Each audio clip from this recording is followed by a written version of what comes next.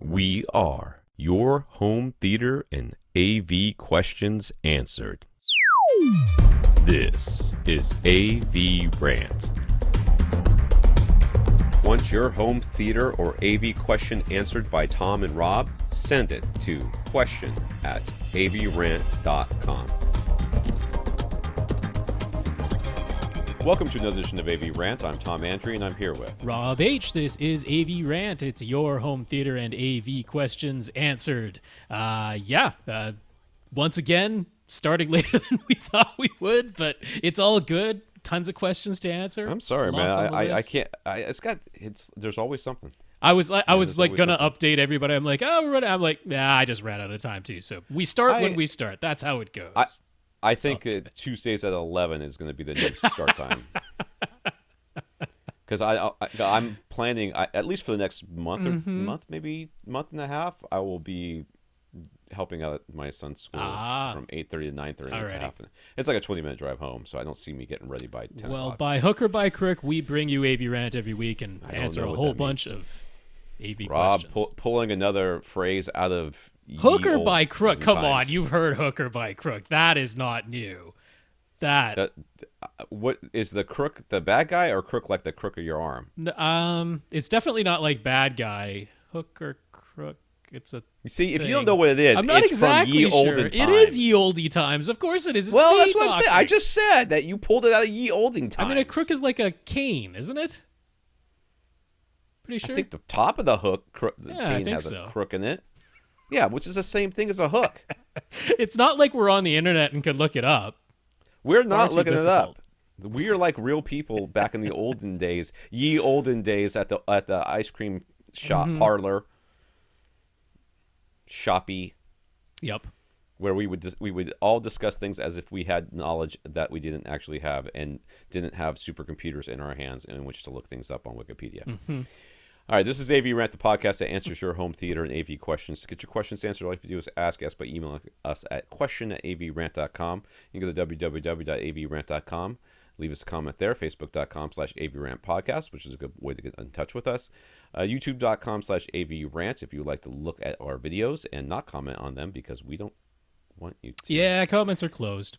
That's the way it goes. Yeah, hopefully I'm closer to being in focus this week. I tried. I've been out of focus the past few weeks. Oh, I didn't turn on my don't focus thing. Oh, yeah. So I might if I move. Yours is always fine. Mine is. There you go. See like that? Now I'm out of focus. I'm in focus. I'm out of focus. Whatever. Contact us directly. Rob@avrant.com. His Twitter's @FirstReflect. I'm Tom @avrant.com. My Twitter is @avrant_Tom. I want to thank our listeners of the week. Become a listener of the week to support the podcast in some way. One of the ways you can do that is financially. Go to patreon.com/avrant podcast. Sign up for a continuing membership where you will once a month give us money from your account through them to us. I don't know what we get, 70 cents on the dollar, something like that. Yeah, something like that. So we want to thank our 88 patrons over at patreon.com. Still trying to break that 100 mark. We'll see if we get there or not. And this includes James from the UK. So thank you, James from the UK, and our 87 other patrons. That is right. That is patreon.com/AVRant podcast. If you would like to sign up for an automatic monthly donation, you sign up once and it just keeps on going. And if you forget about it, we still keep getting money. So yeah, that's good. And thanks to our 88 patrons, including James W. from the UK. Thank you for signing up, James. Yeah. We also want to thank, if you can't support us financially, figure out something to do and let us know what you did, and we'll mention you. So, Byron told us that told SVS and Kev that AVRant sent him their way for his new PC2000 sub and T101 surround speakers, respectively. And David and Francis both let me specifically, but us in general, know that we had overlapping promo music or whatever. And I knew that was happening when Yes, on our audio-only versions, if you're a in the audio-only version of the podcast, that we were having some stuff happen, and I'm not fixing it. I mean, I'm going to try to fix it for the future. I'm not going to go back and re-edit go back. No, together. it doesn't affect the show whatsoever. So it was just some overlapping music, which at the beginning, the very promos, the promos. Yeah, we should skip that anyways. But anyways, I'll try to fix that. I don't know why that's happening. I set it to mute, and it's not supposed to output the mute stuff, but it's not. It did. And just for anyone who is thinking they don't want to sign up at Patreon for an ongoing, recurring donation thing, if you come to avrant.com, our website, website, over on the right-hand side, it says support AVRant, and that'll just take you to PayPal to make a one-time donation. Via PayPal, you don't have to sign up for PayPal either. You can just use a credit card straight through without signing up for anything. So that's another way to support us financially if you want. Under the radar. Don't let your wife know. My birthday's coming up, if anybody cares. October 5th. That'd be a good day to become a patron. Or send Tom an Amazon gifty card. Tom at avrant.com. Philips in the news here. Philips announced their $230 Hue Play HDMI sync box. And Abnu on Twitter wants to hear our take. The Hue Play goes between your HDMI sources and your TV and analyzes the video signal. And if you have color changing Hue lights, the Hue Play will change the color and the dimming level of your lights to synchronize them with what's being shown on the screen. It will work with signals up to 4K 60, HDR10. But if you're only using an HDR 10 plus or Dolby Vision signal, it will only pass those through. Your Hue lights won't change in response, at least to the HDR10 or the Dolby Vision signals. That's right. The other signals are fine. Philips has offered similar experiences via Ambia Light on Philips brand TVs, as well as the Hue Sync app for Mac and PCs, or special light scripts included with specific movies and games. But now you can have your Hue lights automatically change color and brightness along with almost any video source. It's really not it's dumb. Oh, it's worse than dumb. I hate this with a burning fiery passion. Is your wall behind your thing white, like the same white as your screen, so that whatever color it pops out is actually getting reflected back as the same color? Because if your wall is any color other than the white of the screen, or the exact color of the screen, I suppose, then that color is being color shifted, and therefore you're not seeing that color, which means it's just not doing what it thinks it's doing. And even if your wall is a perfectly neutral D65 white or gray, this is still biasing your eye. Oh, so your eye, you can sort of think of the receptors in your eyes as photon buckets, and they can be filled.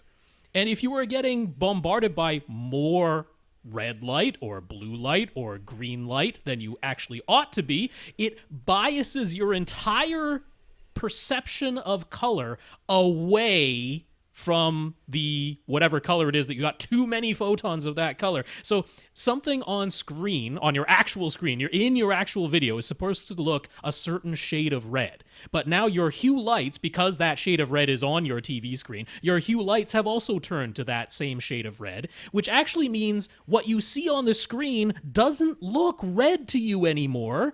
Your eyes have been bombarded by too much red, and your brain compensates for that and shifts everything towards what would be cyan.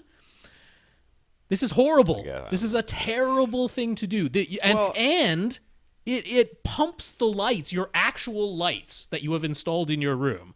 It pumps them up and down in their dimming level based on how bright whatever is on screen. So it means you will never see correct colors or contrast if you do this. This is like one of the worst things you could possibly do if you care about accurate, video. You know, this is for, in fact, if you are the type of person who wants like D-box seats in your house to right. move you around, right? This is the solution for you, because what you're looking for is something impressive, but you don't care how it affects the experience. I hate this so bias much. Lighting is the idea behind bias lighting, like real, true, like right. just putting a little bit of light behind your screen is because D65 light behind your screen onto a D65 wall.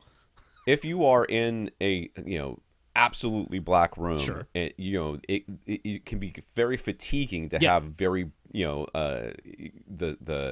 the image shift from very dark to very, very light very quickly, or just be very bright in your eyes. What this does is it just kind of doesn't let your irises completely open up. Yeah, a proper them, bias light doesn't. Yeah, keeps them a proper bias light keeps them in a less fatiguing position.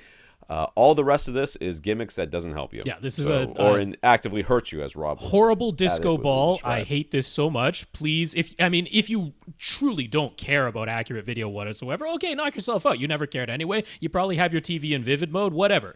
But if you're listening to this podcast, most people are. When Rob says, just so everybody on this podcast understands, when Rob says you probably have your TV in vivid mode, what he's saying is the Canadian equivalent of, you bleepity bleep bleep bleep. You should go to bleep and stay there forever with your bleeping mother. But bleep. People here ask us about video calibration and hiring professionals and stuff. And if you're in that kind of mindset, my goodness, is this the last thing you want? Yeah. What you could do with color changing hue bulbs, though, is let's say your walls are not neutral white or gray. They have some color tint to them. You could actually shine the color opposite color from your color changing hue lights, and that will make you perceive your colored walls as neutral gray. I mean, why would you have them painted a color at that point? But you could do that. That's something interesting you could do with your hue lights, but then you would never change it. All right. Soapbox done. Bleep. All right, so TiVo has decided that what its users really want when they buy a TiVo DVR and pay the monthly fee for TiVo services to have ads inserted before every recorded show when you go to watch them. Like YouTube. Yeah, very much like YouTube. Except you get to pay for it. Because when you pay for YouTube... They take them away? They take the ads away. So you get to pay for it, and you get the ads. Which you never had before. They're being added. It's a feature. Don't worry, they say. You can skip the new ads, although on some TiVo models, you have to fast forward instead of outright skip. So TiVo has said that this is now a permanent part of their service. So enjoy, which is basically, we are not making enough money. Yeah, that is definitely we need to supplement in some way. So complain about it, and they'll take it away and then go bankrupt, and you'll be screwed. They could just increase their service charge would be another possibility. I mean, I would give if it were me and I were TiVo, I would send out an email saying, hey, take our survey. Yeah. We got to do one of these two things. Right. We either have to increase it by $1 a month, or we have to insert ads before every recorded show. Right. How many of us out there would say, oh, yeah, give me the ads? Some of us would. Some people would. Some of us would. Or and that would be fine. Well, who knows? Maybe they will add the option. Maybe it'll be exactly like YouTube, and after these ads have been there for a while, they'll give you the option to pay an extra bit more to it'll take be them like away Hulu. Hulu is the basic service has ads, and it's atrocious. Right. It is the same ad. Well, maybe it's changed since the time I've experienced, which has been about 5 years since I experienced. No, it's been less than that. So I've experienced Hulu with ads, but it is just brutal to watch. It's brutal to watch the same ad over and over and over again that you can't skip. But so, paying that extra $2 a month or whatever it is so worth it to me. But yeah, no, this is not the way to do this. All right, the CTA, the Customer Technology Association, which was formerly Consumer. What did I say? Customer. I don't know why I said that. All right. Consumer Technology Association, which was formerly the CEA, now has an official definition and an official logo for 8K Ultra HD TV displays. It is a money sign. Could be. Unfortunately, I put the picture up on YouTube before you said that, so I stepped on the joke in video form. But audio-wise, that might have worked. It's an effort to help consumers identify displays that meet them at least a minimum set of specifications when shopping for an 8K display starting in 2020. It's an official 8K Ultra, an official 8K Ultra HD display must have at least 7680 by 4320 active pixels. So almost 8K, like 7.5K. This is the Ultra HD version of 8K, not the DCI version of 8K. At least one HDMI input that can accept the resolution at 10 bits up to 60 frames per second with HDR and HDCP 2.2. In other words, a full bandwidth HDMI 2.1 port. And interestingly, they said nothing about HDCP 2.3, which does exist. In fact, the newest AV receiver models that came out very recently tout having HDCP 2.3 support. So kind of interesting that to be an official 8K TV, you don't even have to support that new copy protection thing. Huh. So it's got to have built-in up conversion for standard definition, high definition, and 4K videos, which is, I guess, sure, specify that. I guess if you didn't specify it, somebody would put out a monitor. There could be some pro monitor that does no Yeah. scaling. Exactly, Yeah. And at least 600 nits peak light output. Wow, they really set the bar high on that one. That's because they know there's going to be 8K. Well, there already are 8K OLEDs, and properly calibrated, they top out about 650 nits or so. Yeah. All right, let's get to these, I guess, questions. John has a dedicated theater room that is 12 by 22 by 10 feet. He has a 5.2 setup at the moment with 2 rows of seats. 90% of the time, he sits in the front row, and he's got a Marantz AV7701 Pre-Pro, which is a processor, and a 7-channel amp. He's only using 5 of those channels right now. And at the moment, his surround speakers are Dyne Audio IW17 in walls mounted high in his back wall. So that's his surround speakers, high in his back wall. And they are very high. Yeah, they're on his back wall, pretty close to the rear corners, so they're spread apart, but they're high up close to his ceiling. Yeah. His room is acoustically treated, and his dual cylinder subs are at the midpoints of his side walls. So now he's thinking he might like to upgrade to Atmos. All right. He already owns 6 more in-wall speakers. Wow. Okay.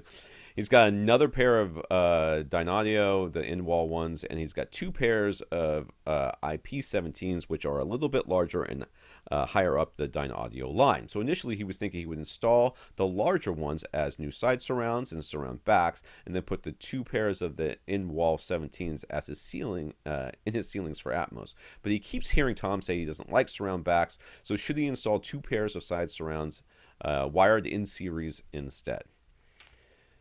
Well, I mean, don't go by me. You're just the host of a podcast that answers questions. Don't go by know. Okay, so I mean, the reality is that in my situation has always been that my rear surrounds have either been non-optimally placed. Mine are optimally placed if you like THX placement. Sure. Which is basically close together at the back of the wall, and that's because I have a door on my back wall that I have to work around. I don't say that I hate surround backs. In a room where you are sitting far enough away from them, I think they can make a big difference. And if he's 90% of the time sitting in his second row, in his front row, you are far enough away from your back wall that surround back speakers make sense in here. Yeah. They do. So he's got 2 basically recliners sitting right next to each other for his front row, and he's got a 3-seat row in the back. Yeah, I can't tell if it's right on the back wall, but it's awfully close to the back. I mean, it's a little bit off because it's in front of those diffusion panels, but it's close to the second row is close to the back wall, but that is by far most of the time not where he is sitting. Right. So so he wants to know where he should install these speakers. Yeah. Now, I don't really necessarily... I mean, if 90%... The 10% of the time is when you have guests over and the guests are sitting in the front rows so that they can get the best audio experience, and you're sitting in the back row and you don't care about... You're letting them have it. Maybe. Well, to me... I mean, if that's what the case is, then I wouldn't worry about installing a second row of side surrounds, a second set of side surrounds, just for that back row for that 10% of the time. Agreed. I mean, I would put in... I would definitely put in some side surrounds. I would use the slightly larger, slightly higher up the lineup IP17s as certainly at least one of the pair. He has 2 pairs of those. One of the pairs is your side surrounds. Now, I mean, even without moving his acoustic panels on his sidewall, it looks like he's got a gap. I mean, basically right above where his cylinder subs are. Which would put those side surrounds a little ways behind your front row and a little ways in front of your back row, but that's okay. We're not going to stress too much about the back row that you personally hardly ever sit in. So, I mean, that's where I would put those. Now, the only question is, I would have you still have surround backs. Do you just continue using the ones that you already have, which are too high up and too far apart. I mean, if you're going by, strict things. Well, he's got these 4 diffusion panels in the back, and they're spaced in such a way that you kind of look at them, you think, the ones that are the widest, if you put the speaker between the ones that are widest and the 2 inside ones, if you put it right there, that seems to make sense. And a little lower down so that they're not, right up close to your ceiling. Oh, yeah. I'd put them about at the midpoint of those diffusers. Yeah, about just to make sure you had line of sight from the tweeter to the clearing the back of that 3-seater couch. But and again, since you have 2 pairs of the higher end ones, I'd probably use the higher end ones as my, quote unquote floor level around me. And I guess you're patching some holes for the ones that are already there, unless, well, the very next question. Yeah. So the only thing I would worry about there is with in-wall speakers is that these diffusion panels look fairly thick, like maybe they're pretty deep. I think those are the 8-inch deep ones going on there. So I would worry about reflection off the sides of those things if you're going to put them smack in the middle there. But these are surround backs firing forward. Yeah, they shouldn't be a huge issue, but it does. I mean, that's. I might just put a little bit of absorption right there to the sides of that, just a little something on the to catch edges of your diffusion panels. Right. Yeah, right there. I would put something there. Okay. All right, his next question: should he keep the in-wall 17s where they are high up on the back wall and just call them rear heights, or would it make sense to put the other pair of in-wall 17s high up on the front wall as front heights?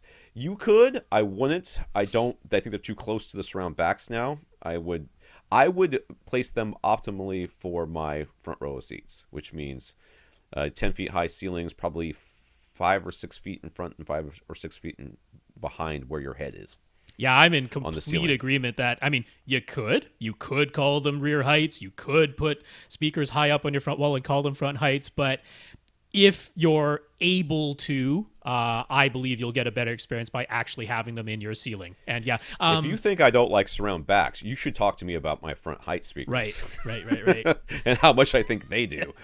So believe me, I'm in agreement. I'd go for putting them in your ceiling if you can. And 5 feet in front, 5 feet behind works pretty darn well in almost any setup. So complete agreement. All right, Joel.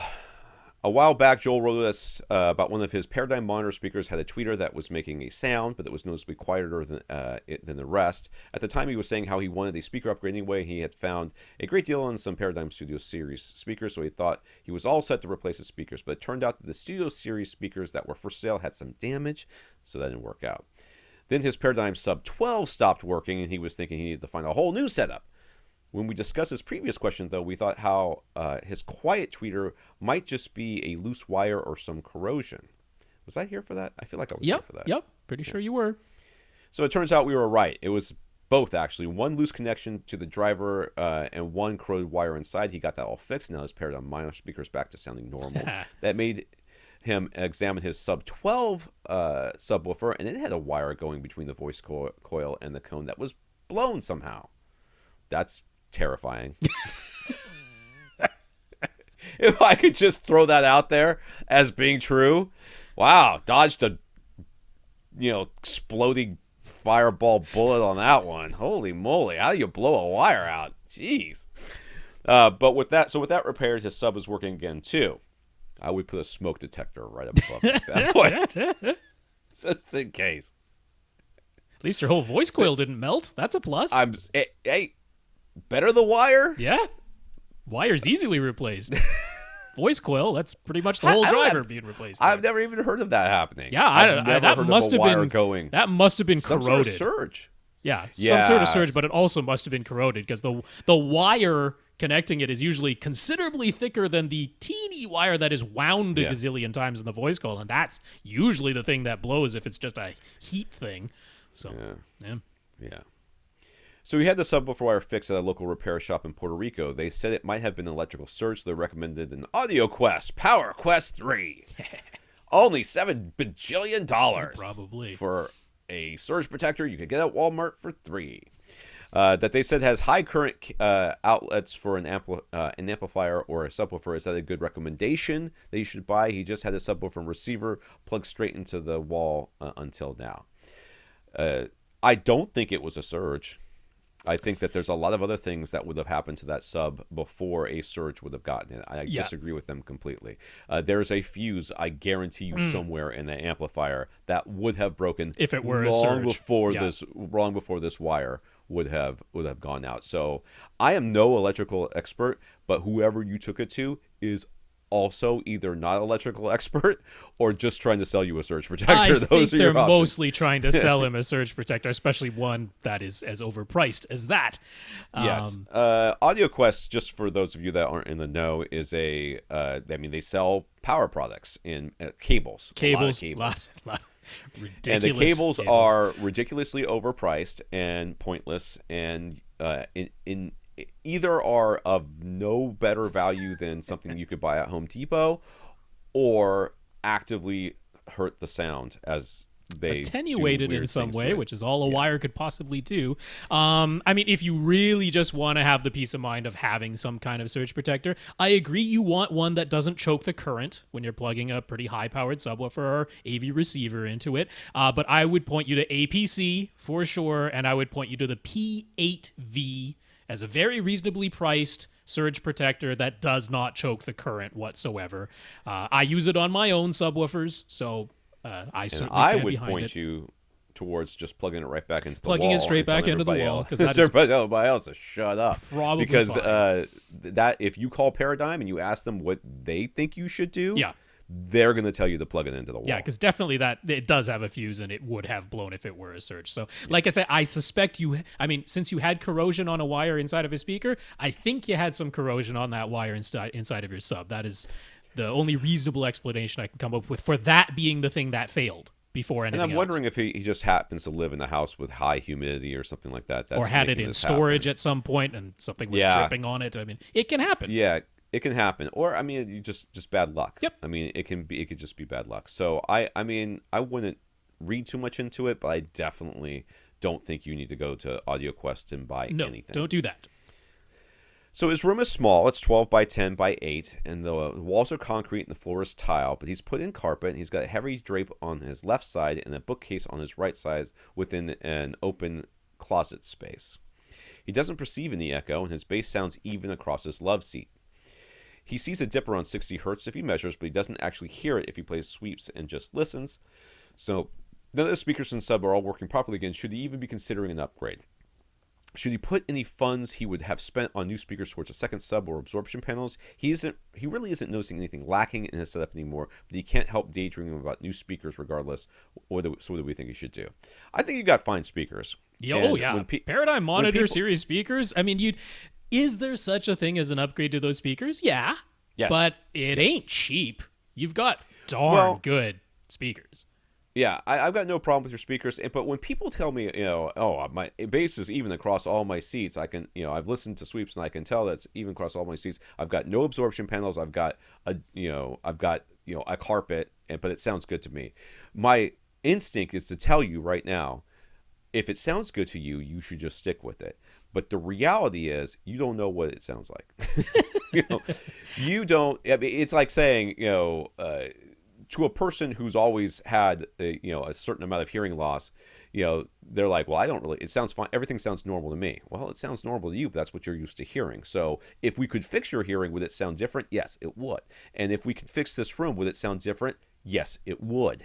Yeah, if this were my room, whatever funds you have at the moment, given that he essentially has one seat in here, if we're being realistic. Yes. It's not just essentially, it is a chair. Yeah. There is one chair in it's this room. a little wide for perhaps just one person sitting right in the middle of it. So yeah, you can call it a love Scooch seat. somebody else in there. But, given that, there is no reason why a single subwoofer in this setup couldn't be perfectly good. So Right. that's not making me say, oh, you must get two subwoofers, because you don't have a large seating area. I don't think so either. But if this were my room, I would absolutely expect to have some acoustic treatment in here. Yes. Now, it's good that you have essentially what is diffusion with that bookcase on your right side. The curtain on your left, I don't consider that heavy enough to be really doing anything acoustically, maybe the very highest frequencies. But if you want to just keep a curtain there, get maybe about, 5 more of those so that you can bunch them all up together and have a very heavily pleated and truly heavy drape. But the other thing would be Yeah, then watch your curtain rod just bow. Yeah, the other thing would just be a freestanding panel of some sort at your first reflection point, which you could hide behind the curtain if you don't want to see it visually. But certainly, like your front corners. I mean, he's got some stuff in his corners, but above that, right, the front corner section going up to the ceiling, you could have some panels straddling It there. just looks like a CD case or a DVD case. He can move that. It could be moved, but he could also just, straddle something up a bit higher to have some bass trapping in there. Front walls, back wall in particular, I would definitely be putting some panels there if this were my room. And those rear corners too. Again, maybe. Well, if it's this is a tile floor, concrete wall. Hard. And he's got a rug. Walls. Yeah. He's got a rug. He said he's got carpet. The thing is, he's sitting so close to all of his speakers that I'm not shocked that he's getting a higher percentage of direct sound to reflected sound. But like I said, if this were my room, I'd be spending some money on some acoustic treatments. So what I would do if I were you, if it were me, if this was my room, I would catch the first reflection points with either freestanding panels or something on the wall. I would put a absorption behind the front speakers, because you can. Yep. Right to the left and right of your display. I would put a absorption behind your seat as much as you can, which would be where that door is. It could be mounted right on the door. There's not much reason why it can't. You could mount it on the door, and that would 2 panels or something back there, and then maybe a panel on the side walls wherever you can fit it. Yeah. And all the corners. All the corners. And then as much as I could in the corners. Yeah. And then so this is the thing. At this point you may have enough absorption there. You're suddenly saying, well, wait a second. Now my bass sounds weird. It used to sound pretty good, but now it sounds weird. That could very well happen. But, sir, this room is dedicated pretty much to playing video games, guitar, and movies. Sure looks like. Tell. Okay, so there is a driving chair setup thingy that you use for your driving games, which is great and fantastic, and I'm a little jealous of that, to be honest with you. And which tells me that you can put that subwoofer anywhere you want in this room. So once you get all this absorption put up, these corner traps, tri-traps from Gick or whatever, once you get this all set up, then we're going to do the subwoofer crawl again. We're going to figure out where it sounds best, in your room again, and then that's where you're going to put it. Yep. So good stuff. So when he went looking for acoustic panels sold locally in Puerto Rico, he found Vicoustic. Do we know anything about them? Nope. Never heard of them. Not familiar with them. I looked at their products. They are perfectly reasonable. It's rock wool with wood frames, and they tend to put wood panels across the front to act as like a combo of diffusion and absorption. That's what a lot of their products are. Perfectly reasonable designs. It looks like the type that might not be cheap.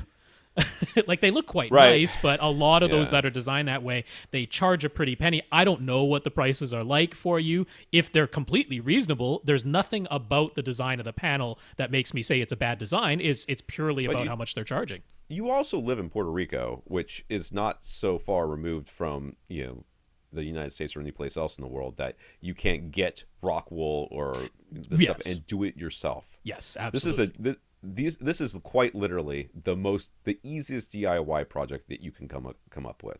So if you can't get Gick, or this place is too expensive, or everything else is too expensive, just call local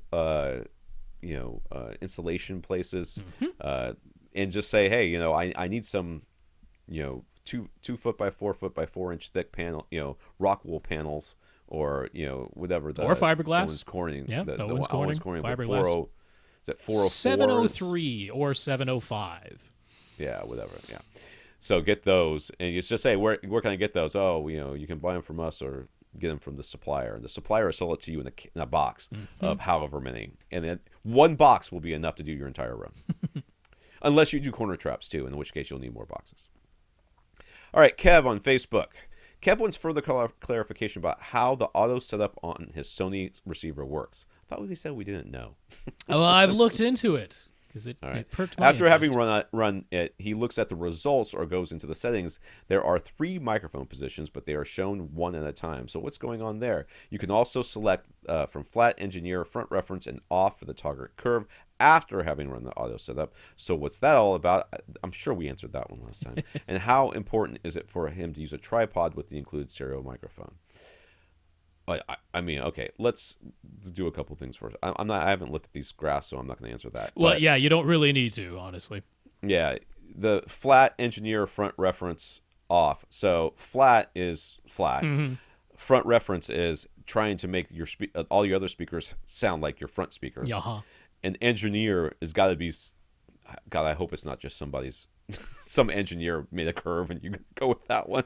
But it's probably what it is. That's kind of what it is. It's Sony's special sauce where they're like, this is what we measured in our studio, and now we're trying to make your room sound like our studio does. So, I mean, it's different target curves, just like Odyssey. After you have measured, you can set that to flat or Odyssey reference, sometimes called music mode and movie mode, respectively, depending on the model year. They also have a match front, left, right type of thing. So very similar there, including off is one of the options. But I mean, I want to touch upon this microphone setup because he sent a picture of what he did, and yeah, that's not going to work. Piling them all on top of a bunch of pillows. So the microphone setup. One of the things that if you've ever had an SPL meter like an RCA, not RCA, Radio Shack one, and use this, if you've ever used one before, you know that having something close to it. Makes a big difference in how it measures. Yeah. And I figured this out the hard way when I was doing my room and I was sitting in the seat next to the seat I was trying to measure. This was before we had auto room calibration. This was a long time ago. And I held the SPL meter out, the microphone pointing up the way you're supposed to, right about where my head would be, like you're supposed to. And I was looking at the measurement and I got it to 70, whatever it was supposed to be. And then I pulled my hand in so I could do something else. And as I came towards me, I saw the needle start moving around. Changing. And that boundary reinforcement, that having something else nearby makes a big difference. So how important is it for you to have a tripod? Well, it's important that you don't have anything else nearby that's not supposed to be there. You need to have as much air as possible. So what he's done is he stacked up 5 pillows and then put this on the top of the pillow. Well, this kind of acts like your arm, your body being in the way, and it will affect the measurement that you get. Yeah. I recommend a tripod with a boom arm, because then you can really get the microphone quite far away from even the vertical stick part of the tripod. Plus, it just makes it easier to move the mic around if and when you want to. So, yeah, I would I mean, they're not expensive. You can, at any music shop, there are cheap microphone stands with a boom arm that will do the trick for you. Now, this whole Sony auto setup thing, a little bit different from a lot of the others because it is a stereo mic that they provide. It's not a single point microphone. It's a stereo microphone. Weird. It is a little weird. And even though in the model that he has, they allow you to take 3 separate measurements, it's one at a time, and you select which of those 3 positions you end up using. So this is the kind of thing where they're like, you have 3 different seats that you sit in on a regular basis, choose which one. It's pretty misguided. It's really So it's not 3 different measurements from 3 different seats that get averaged together. And they get averaged together. It's you can choose which measurement we're going to use to auto calibrate. That's right. It's like 3 separate presets type of thing. You could think like 3 memories, I guess you could think of it as. Sure. So I mean, okay, with what he is showing here, there's a dip that it tried to fill in and a little bit of a hump that it tried to curtail. I mean, but that was in position 2. Who knows which of the 3 positions that might not be a central seat. Plus he had his microphone set up on top of pillows. And then the EQ off. I mean, that's something you can change afterwards. So, I wouldn't be a huge fan of this system. I probably wouldn't rely very heavily on whatever EQ it comes up with on the automatic basis. It should still be able to nail the distances and trim levels just fine. But ultimately, I wouldn't be putting a huge amount of stock into its automated EQ that it generates. Plus, from position to position, it's just getting a just regular tripod, I think. Yeah. Would be it'll be a help. I have more of a problem recommending to people that they buy a microphone stand with a boom arm and stuff like that, but buying a normal tripod, that's what I use. I'm comfortable with that. It's something that you at least have the possibility in the future of using. Absolutely. Whereas without microphone stand with a boom arm is something. Well, that you you're could gonna take use the in boom it. arm off, and then it's just a tripod. Or you can Depending buy on a which tripod model and you add a buy. boom arm to it later. Yeah, either way. He says there's also a manual EQ section, but doesn't seem to import the auto EQ for adjustment. It just shows bass and treble. What's going on there? Well, it's not going to import that stuff. This is depending on how it works. There's two different ways it can work.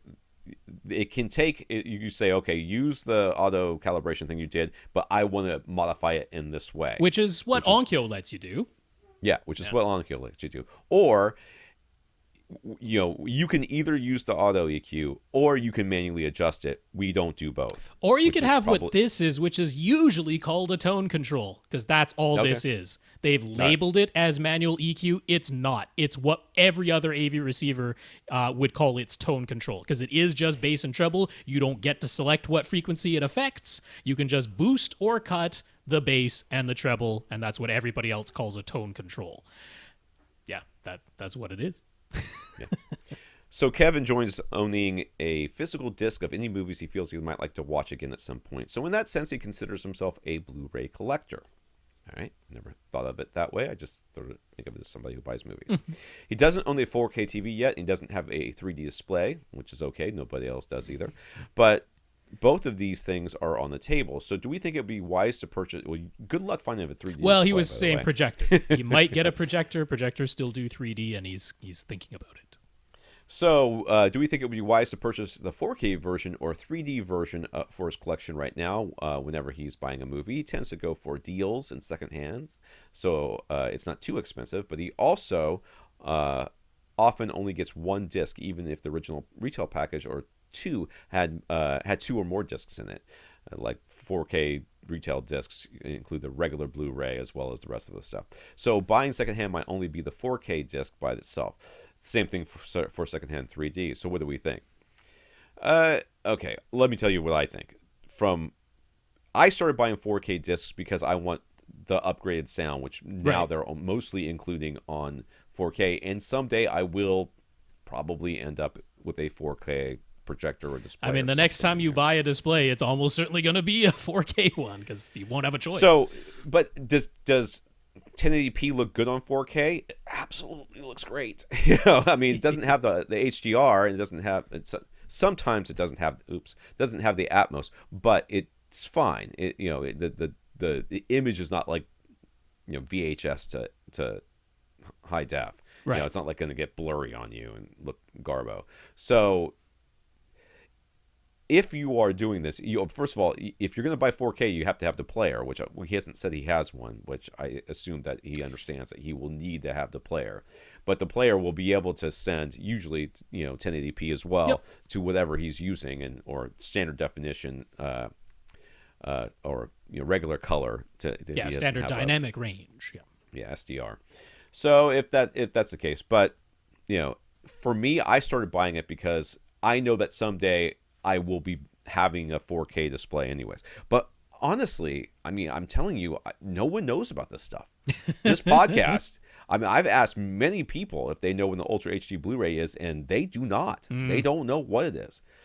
They may be buying it, and they may plug it in and go, this disc doesn't work. And they're like, well, try the other one. And they put the other disc in. They're like, okay. And that's how you're going to get your 4K disc for cheap I mean, at the flea market. If you are getting retail, or it's secondhand, but it includes everything that the retail disc did, so you're getting a 4K one that has the regular Blu-ray in there. You're buying the 3D version. It also has the regular 2D Blu-ray in there.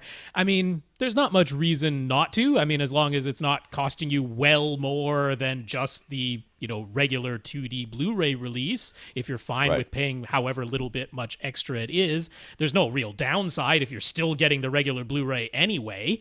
I mean, the 4K one seems like a very safe bet to me. Because at some point, if you're planning on getting a 4K display anyway, why continue to purchase only regular Blu-rays when the 4K version exists, and then you've got it and it's there and waiting for you? The 3D one, if you've gone without 3D until now, I mean, I'm the last 3D, evangelist left on this planet, so this is coming from me, and even I'm telling you, like, I probably wouldn't go to any great effort to build a 3D library at this point. I think the best way to buy a 3D to decide to go into 3D when you haven't been into 3D is to find somebody who has given up on 3D and they're get selling all a their big discs. collection. Yep, Yeah. that would make sense. If you found that, then come back to us. Yeah. But I trying to find a new release 3D right now is like That would also be after you have bought a 3D projector, tried a couple, and really loved it, and then you find someone who's selling off their whole 3D collection. That's a lot of caveats before I'm going to tell you to start picking up 3D discs. But the 4K one makes a lot of sense. All right, Mark. Okay, before we go on. So 3D. My kids the other day, and this was a while ago, but they, I was testing on the 3D projector. We watched a 3D movie in here, and then like sometime later, they went back and watched Spy Kids 3D with like the blue and the red thing, Yep. and they thought that the Spy Kids was better.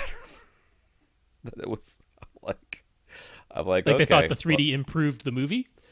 No, they thought that the 3D was better on the Spy Kids blue and red one than it was on the polarized glasses or whatever it was. I mean, it was just... if the full 3D version was doing some crosstalk, then just using the anaglyph with the red and blue, you'll never get the crosstalk. So. All right, Mark. About a year ago, Mark asked if using a mini DSP might allow him to improve his bass response beyond what Odyssey Multi-Q XC32 and sub EQHD was already doing. His room was roughly 15 by 15, but it's not a perfect square as his 5 by 5 closet in the rear left corner is always open. He has installed 7 absorption panels, but they are all only 2 inches thick. 3 of those panels are straddling corners, but the 4th corner is the closet, so there's no panel there.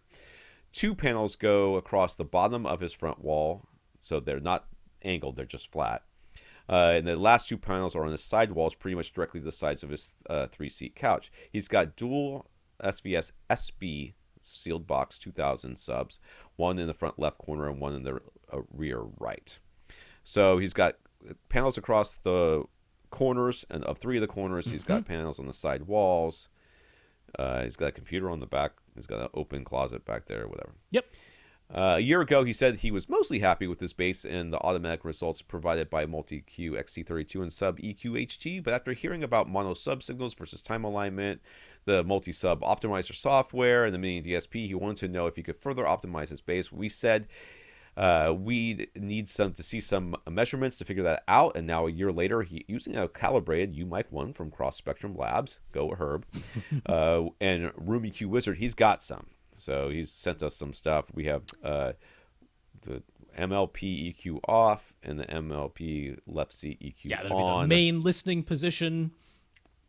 Yep. Okay. And then going through them. So, I mean, the main listening position, if we just start, this is without Odyssey active, so he's turned it off, and this is what his 2 diagonally corner-placed subs are just producing. I mean, while it's a squiggly line, mostly going to the sort of darker line on the right-hand side, there is 100 hertz, so we're mostly looking below that. Yeah. Okay, yeah. Even though it looks like kind of a squiggly line, honestly, if you look at the scale, this is basically plus or minus 5 dB.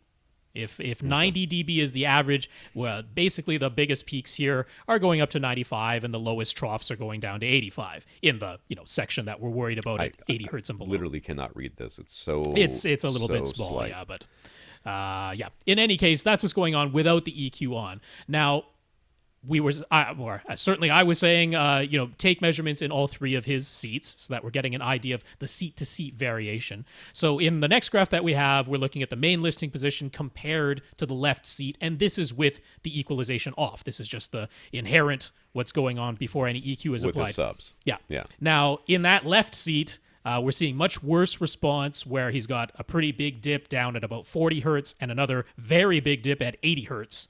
That's looking pretty much like a null there.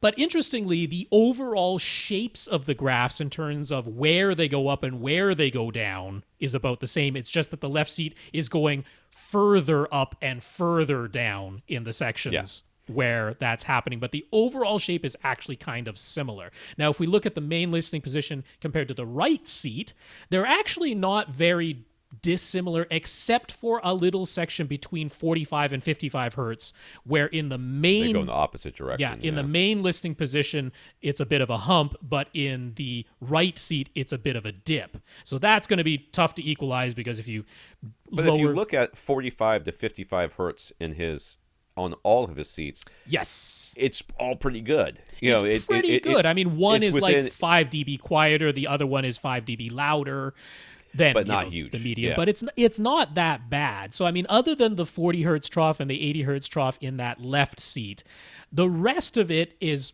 fairly equalizable, which is why when we see the main listening position with Odyssey turned on, and this is just what Odyssey Multi-Q XT32 with sub-EQ HT, so this was setting independent trim levels and distances for his two subs. It automatically set independent trim and distances, but then EQ'd them together as one, and the main listening position result is pretty darn good. It tried to boost up that trough at 40 hertz a little bit, but other than that, this is basically plus or minus 3 dB. Yeah, is more or less what's happened at the main listening position, which would explain why he said, when he was listening, probably mostly in his main listening position, he's been pretty happy with the results so far, and you ought to be. That's a pretty flat line. Right. Yeah. So going on now, we're going to compare, okay, with the EQ on, what's happening at the other seats. So if we compare the main listening position on versus off, we're seeing that, yeah, it flattened it out exactly as we hoped it would. Then if we see the left seat on versus the left seat off, well, it actually helped in some of the worst trough areas, but didn't seem to do a tremendous amount of difference to just the left seat. And similarly in the right seat, it actually kind of made the right seat a little bit worse because there were some sections where it's trying to compensate for those troughs, and it actually kind of make the right seat a little bit worse in that instance. So if we're looking at the main listening position compared to the other two seats, all seats with the EQ turned on, are these perfectly overlapping lines? No. But is the overall shape in all seats fairly similar? Yeah, and we've managed to get the main listening position to like plus or minus 3 dB, and then the other positions are a little bit worse. Well, if you look at it from, what is this? I wish I could see these numbers. Yeah, the very hertz? Bottom is down at 15 hertz. Yeah, 40 hertz on down. Yeah. It's like all within about at the most 5 dB, but most of it within 2 dB of itself. Yeah, all three all seats the way down. All those really EQ low on. notes. Yeah. Yeah.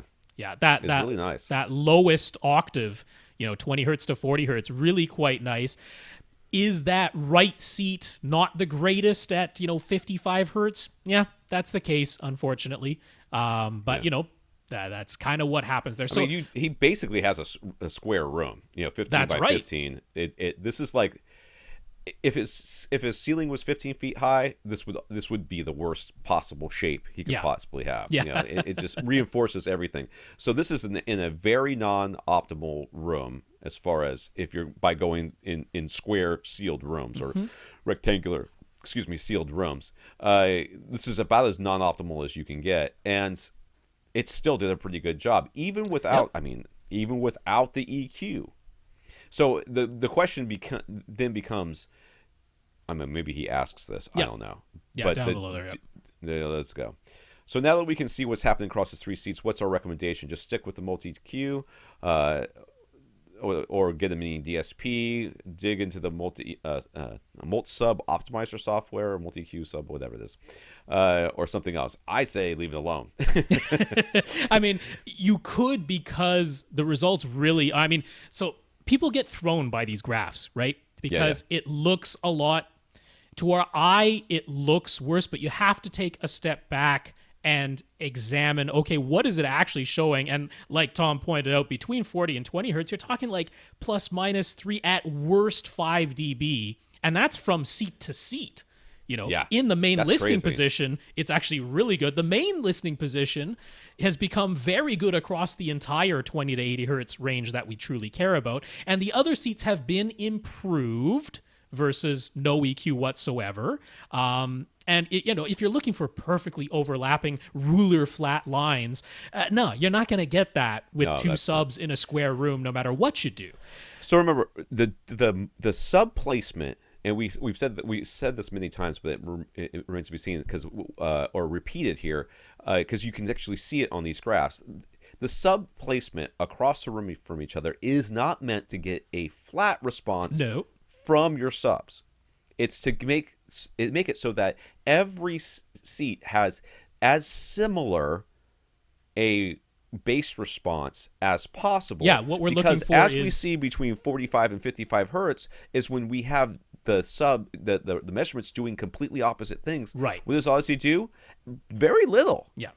It can't do that much because you can't do one without, we can't fix one seat without harming another. So it says, well, hands off of this one. Yeah, if it tries to boost the one seat that is dipping or tries to cut the two seats that are going up, then it's automatically going to make the other ones that are the opposite worse. So what we're hoping to do with dual subs across the room from each other is have all the seats going up and all the seats going down at the same times, not necessarily the same amounts, and certainly not a flat line yet, but we're hoping to see generally up and generally down. And for the most part, you got that except for one section. And then when the EQ has been applied, we get, a fairly decent response even across all three seats, and a very good response at the main listening position.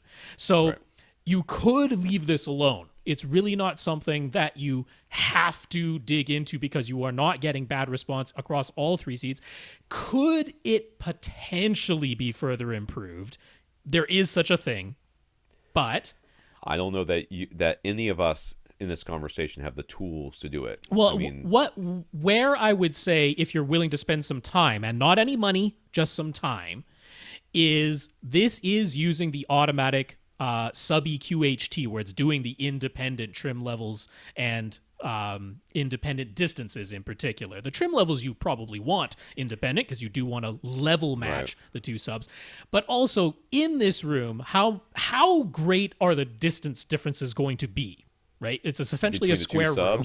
it's between the two subs. It's going to be a couple of feet. I'm betting it didn't set wildly different distances. Now, if it did, because sometimes it can. If it did set wildly different distances, the only thing I might suggest to you is to refer to my 12-step guide to setting up dual subs, so that these are SVS subs. They have fully variable phase knobs. You could manually attempt to adjust the phase knob on whichever one of them is physically closest to you. It looks like it would be the one in your rear right corner. And instead of using sub EQHT, you would tell your Denon that you only have one sub, so that it's sending out the exact same signal to both subwoofers.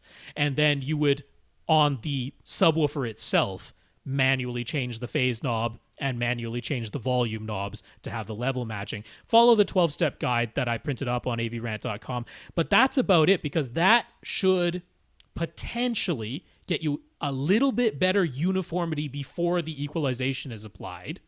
I think it would be. I think it would be minimal. I think any differences he saw in his measurements would be measurement differences based on placement. Right. Stuff and but other factors possibly far before that. Yeah, possibly you could get a little bit better uniformity, and then because you now have even better uniformity before the EQ is applied, now when you run it and the EQ is applied, you should get even better linearity on all three seats, not just the main listening position. But I don't think, based on these measurements that we've seen, that you need to go buying any more equipment, that a mini DSP is going to be of any benefit to you. And with only two subs, what multi-sub optimizer software could do with only two subs is kind of minimal. It's not going to be any better than what you could do manually. So maybe invest some time, but not any money. He is considering making floor-to-ceiling super chunk bass traps in the three corners where they could go. First and foremost, would these help? And second, what type of insulation should he use to make them? Pink stuff, rock wool, or stiff fiberglass like Owens Corning 703? The second two. So Rockwell or the Owens Corning. It's just, if you're making super chunks, it's just easier to go with something that has a little more like physical rigidity to it. Is all we're talking about. Basically, you get the two by 4 foot panels of whatever thickness. It doesn't matter. Yeah. And then you chop them in half, and then you take those halves and you chop them into triangles, and then you stack them up. So it makes it very easy to do it that way. It does. I'd probably go with the Rockwell because it's a little less expensive than the Owens Corning and works just as well. Would it make a difference? Yes, it would. I don't know I can't tell you what difference that would be and whether or not it would be good or bad. Right. Well, it'd be it would do something 80, in the lowest space. 80 hertz region, maybe if you're lucky down to 70, 75 hertz. Are you seeing a big problem there? I mean, in these graphs, you've got one seat where it's not tremendous at 80 hertz. It's still got a bit of that null. It might help you a little bit there, but not a tremendous amount, to be honest, because it's not doing anything lower than, 70 hertz if you're lucky. Should be doing something down to about 80 hertz. Now, you've got the region above 80 hertz, and that's going to be getting into where it's crossing over into your speakers. So would it potentially help some? Yeah. Would I expect a night and day difference? No. Yeah. But don't expect it to be helping in that 45 to 55 hertz region because it just isn't. It's not going to reach down that low. I mean, I guess he could look into like contacting GIC and sending them the measurements and saying, is there a tune trap I can get for, around there? It doesn't have any problems big enough for that to be needed, though. I don't even know what they would say because with some of them, one of them going up and the other two going down, or vice versa. I can't remember which way it went. You can't help one without hurting the other. So you're kind of hosed on that one. So yeah, the chunks could help you in that 80 hertz and in the speaker to subwoofer crossover region. So yeah. Okay. Chris on Twitter, let's say you're starting with good speakers and then you upgrade or at least change to different good or maybe even great speakers. If you're listening to the exact same content, the speakers are just supposed to be conduits faithfully reproducing the recorded signals, right? So why do people say, I'm hearing things I've never heard before? If you already had good speakers, what could possibly be so different? A lot. Yeah, there's quite a bit more than just raw frequency response. Right. Yeah. There's, the transient response, how quickly how high and how low they play. I mean, that's just raw. Well, I would consider anything I would call a good speaker has to at least play all the sounds. So to me, that's a good speaker, can at least reach to the highs and the lows. Not all of them play all the sounds with the same ability. That's right. Yeah. And then a lot of times I'm hearing things I've never heard before. Unfortunately, a lot of times that has to do with them, what's between the ears and what's actually the ears Very themselves. Much so. The biggest variable of all, the human brain. Yeah. They've listened to something in the way they haven't listened to, or they haven't listened to it in a long time this intently. Or they've cranked the volume considerably higher than they typically listen at. Yeah. But there are times where, I have been, actively reviewing a lot of speakers using the exact same content, and I'll go, I've never heard that before. I've never heard that little, weird chime or something, or this sound which was buried underneath other sounds. I've never heard it before. I'm hearing it now. That is sort of the things that they're talking about. But most of the time, when people are saying I'm hearing things I've never heard before, they are either being disingenuous to a certain extent, or like if it's an audiophile review, they always hear things they've never heard anything. This is more expensive. Yeah, if it is more expensive, they've definitely never heard it before until just now. It's an entirely new recording. Little did I know that this person was female. I thought this entire time they were male or something. It's ridiculous, their reviews. But many times it's just we're paying more attention. Yeah, all speakers distort the signal somewhat. There is no such thing as a perfect speaker. So it is possible that one speaker to have better delineation, usually results to better transient response, or it can just have lower distortion. distortion, harmonic distortion you're typically talking about there, but it can also be intermodulation distortion that can actually create, like, in the worst case scenario, audible beats to a sound where those little beats were not in the recording. That's a tremendously bad intermodulation distortion, but it's possible. It can happen. So yeah, there can be things like that, distortion, transient response. Yeah. So furthermore, he asks, if you run a good auto EQ or carefully manually EQ your system, shouldn't any good speaker shouldn't they all end up sounding exactly the same? How can speakers still have a signature sound or character after EQ has been applied? Okay. Let's just say, all things being equal, that every speaker on the market at a price point is going for the exact same, flat frequency response. That's not the case. Okay, that's not the case. But let's just say many speakers are going for a curtailed frequency response, or there's so much variation in products and in parts and stuff like that the sound ends up becoming. But let's just say you take 3 pairs of speakers that all cost $1,000 a pair. They're all going for a flat frequency response, and they all are of similar abilities.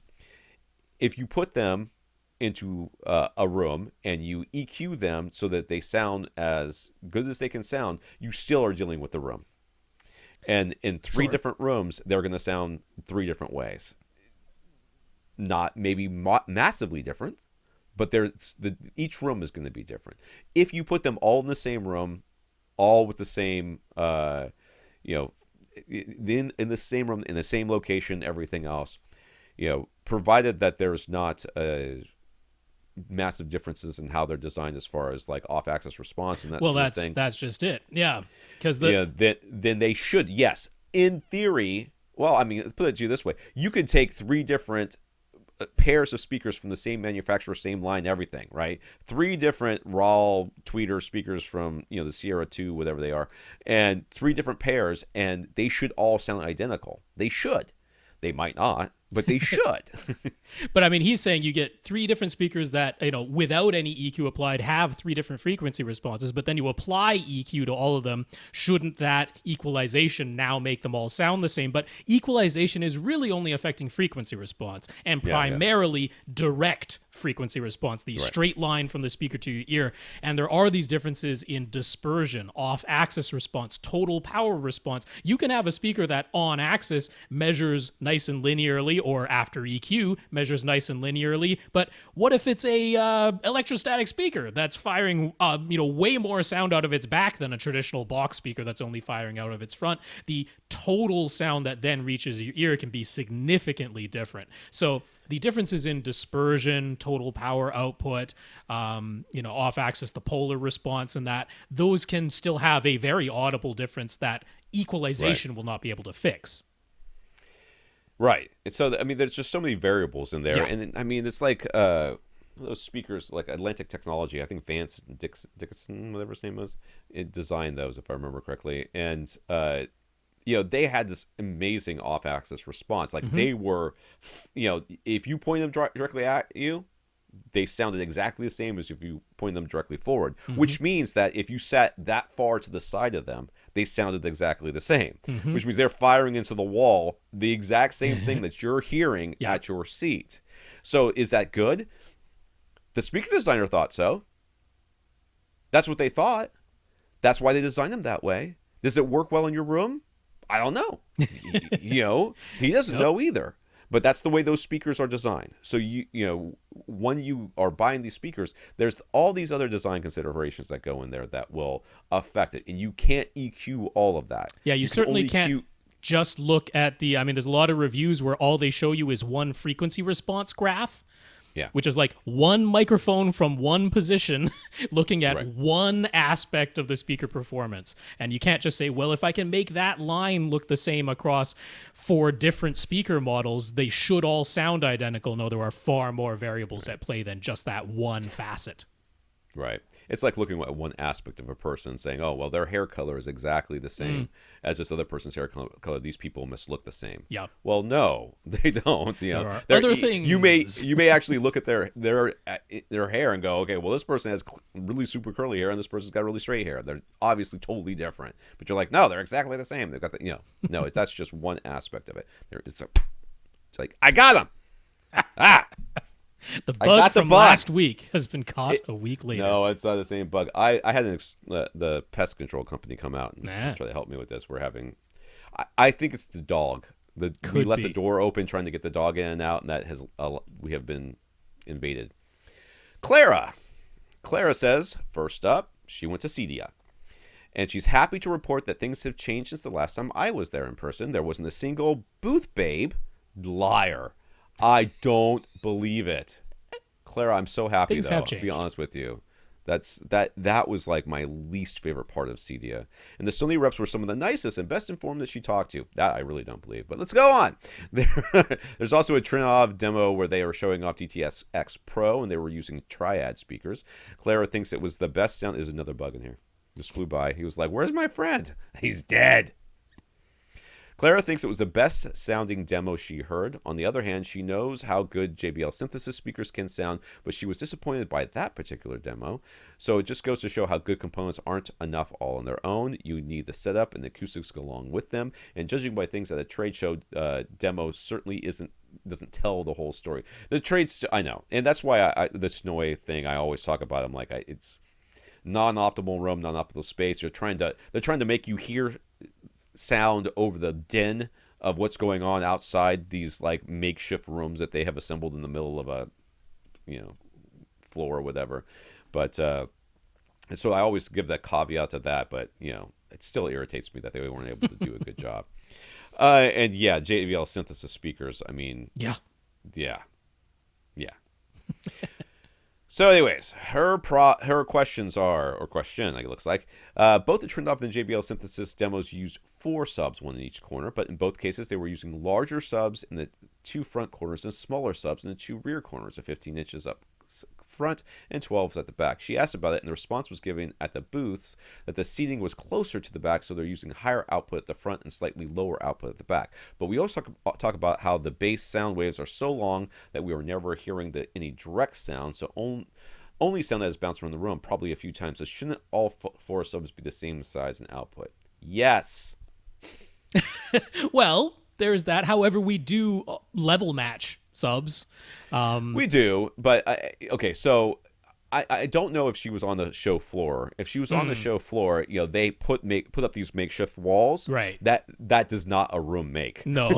Yeah, true enough. So and as anybody who walked by that demo when it was going on will tell you, they could hear it just fine. So yes, putting higher output subs up front because it is essentially firing out into the convention floor. Into the convention center, right? Yeah. Yeah, it makes sense because you are getting quite a bit of direct sound from those subwoofers that in your room would not be the case. In your room, since you are not sitting in a makeshift 4 walls in a really flimsy ceiling in the middle of a convention center, you should have 4 identical subs. Yes. I mean, I don't want to say they're entirely wrong because they aren't. We do level match subs, and so I mean the interesting thing is that the microphone or the SPL meter, it can respond to that very initial wave. That very official initial launch of the wave, which your ear can't perceive or our brain can't perceive. So that's the difference that's going on there. We don't perceive the sound until a couple of cycles of any given frequency have happened, but the microphone can respond to that very initial, push out, that wave front that comes out of it. So they're not entirely wrong. The response that they gave you is factual, but trying to do that in a non-convention hall means that it is much easier to just have the four identical subs. And you are not hitting the limits of your subs output Right. by having the front subs being 2 extra feet away from you right. in an 20-foot long room. Yeah. It's just not the case. Yeah. But yes, yeah. So you're right. You're right. You should have 4 identical subs in your room.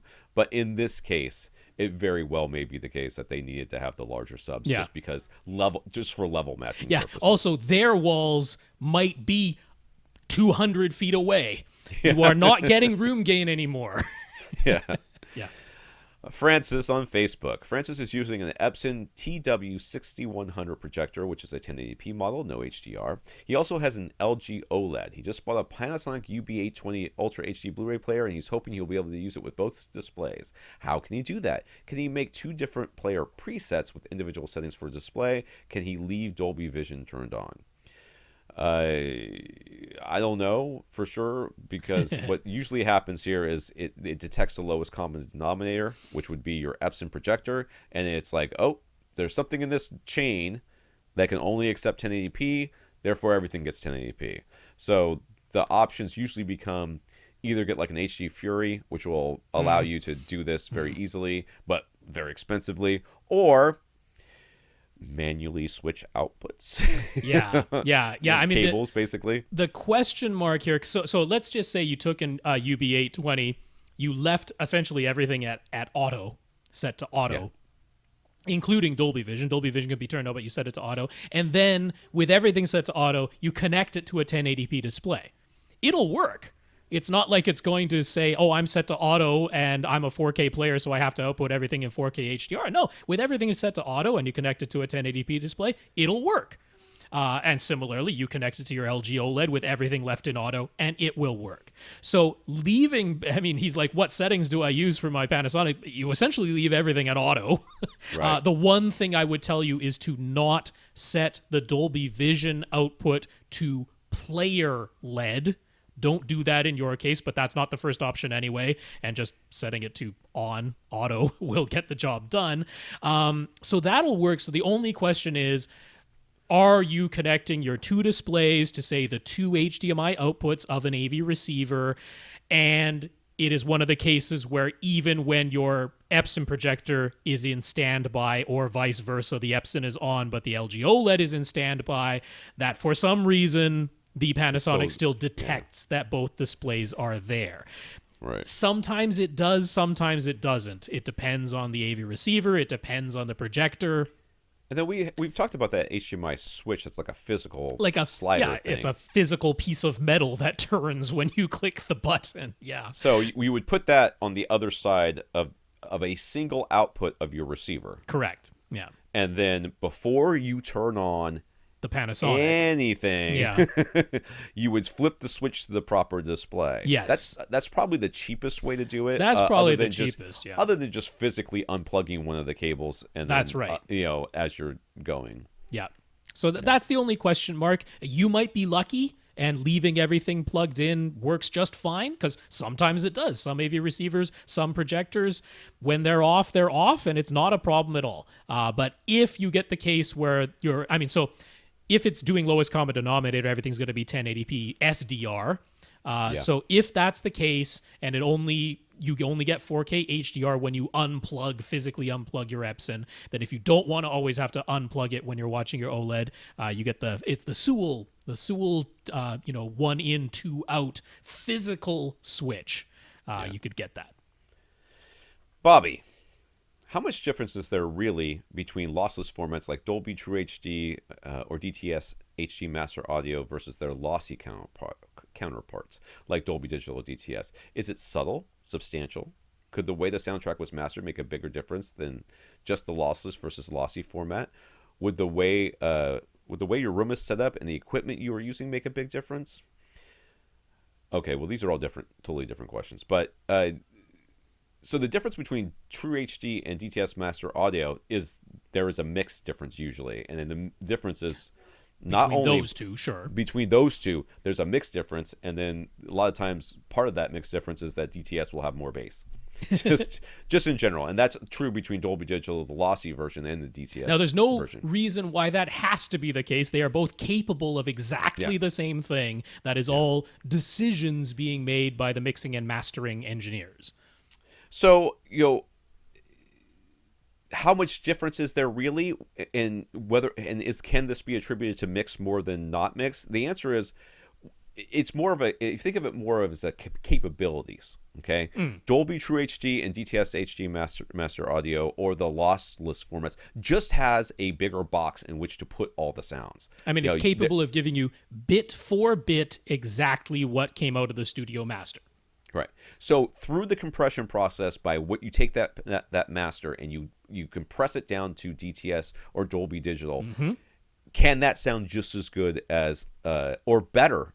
Maybe than they're lossless. Well, let's all look at Thor Ragnarok, because the lossless Atmos version was garbage, and it was because of the mix. Yeah, there was nothing wrong with the container in which it was in. That container was perfectly capable of not being crap, but somebody decided bass. Who needs it? Kids Dynamics. these days. We only want 6 decibels between the loudest and Haven't the quietest you heard thing. Oasis? They're the best band. So, yeah, I just hit the camera. So, yeah, saying inherently is one better or is it can be the mix? The answer is all of it's true.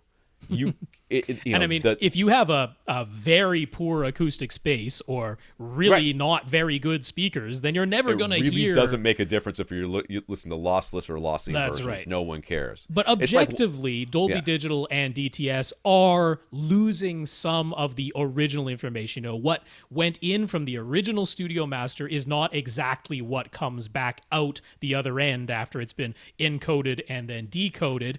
Some information is lost. I mean, it's very much like MP3 versus the raw CD, right? The raw CD can or the it sound FLAC just file. as good? Yeah, it can. It could. It's possible. With careful mastering, with careful, encoding, with making sure that when you did the original mix, that you had in the back of your mind, you had a thought, this is going to be encoded, so if I want it to sound good encoded, I better make sure, or compressed, I better make sure I do these things. If you have an audio mixer who does all those things, you're going to come out saying, man, this sounds just about the same. This sounds great.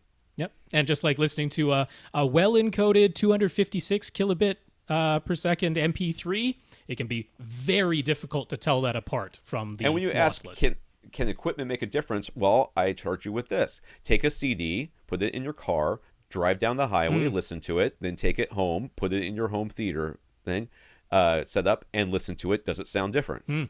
Because that's the difference in equipment. Change in environment. I mean, that kind of change in environment can make a humongous difference in how something sounds. So Bobby is using a Marantz SR5012 with 5 Ascend HTM 200 SE speakers and a SVS PB1000 in a small acoustically treated room. What differences should he listen for if he wants to compare lossless versus lossy? He's been watching a lot of old classics lately, and many of them include the original mono audio track or perhaps a 2.0 stereo track. Most often it's encoded in DTS HD master audio, but if he's being honest, if he switches it to Dolby Digital 1 or 2.0 and A/B in comparison, he really doesn't think that he can tell a difference. So if he's assuming that with both a modern so if he's assuming that with a modern surround sound blockbuster, the differences would be more obvious, but is that really the case? And if so, what are the differences he should be hearing? I don't know that there's a hard and fast rule that we can give you. I mean, where I look for differences in compression is in the lowest bass and the highest sounds, the highest highs. Those are where I look for them. That's where they're most obvious. When the cymbals on a drum set sound like tink instead of having a nice ring to them, and the bass ends up sounding like distortion. It just sounds like, you know what I mean? It doesn't. It sounds. You recognize it as being something that should sound like a bass sound, and if you don't pay attention to it or you're driving around in the car, it sounds fine. But when you get it home and you listen to it, you go, that doesn't sound right. That's what I listened for. Yeah, in I mean, compression. what compression is attempting to do is to throw out data that you won't be You missed. can't hear. Yeah. That that's what it's attempting to do. So it tends to be the extremes of the frequency range, the highest highs, the lowest lows. That tends to be what goes first. It can also be sometimes detected in your ability to delineate some sounds. Yeah. Because in the full lossless, all of that audio object, if it is object-based audio, but all of that stem, that audio stem in the soundtrack is present, whereas if any of that sound is redundant with another sound, when you get to the compression engine, it'll throw out one of them and say, I don't need both of these here. But that Right. continuous stem all throughout can sometimes help you follow a particular sound, delineate it from other things in the soundtrack. When you're listening to everything in just mono, probably is going to be pretty hard to pick out differences as long as the compression isn't egregious. When we say that, and this is with like MP3s is what we're talking about with music. But when you go to movies, it's suddenly, it's the compression becomes different because it's, a scene might be nothing but an explosion. Yeah. Right. Well, it's not going to take the lowest of the explosion out because, you can't hear this anyways. It's going to look at that and say, we've got this many frequencies to deal with. What can't they hear? And it's going to start taking out stuff that it thinks that you can't hear. Well, that's going to change from scene to scene. So, and I honestly think like the lossy DTS and Dolby is, generally speaking, a pretty much, a lot higher fidelity encoding than what you might expect from like a 128 or 93 MP3, where it's going to be a lot more obvious. There's also a lot more of the frequency response range being played during music, or can be played during music, which has got a whole lot more going on than most scenes of a movie.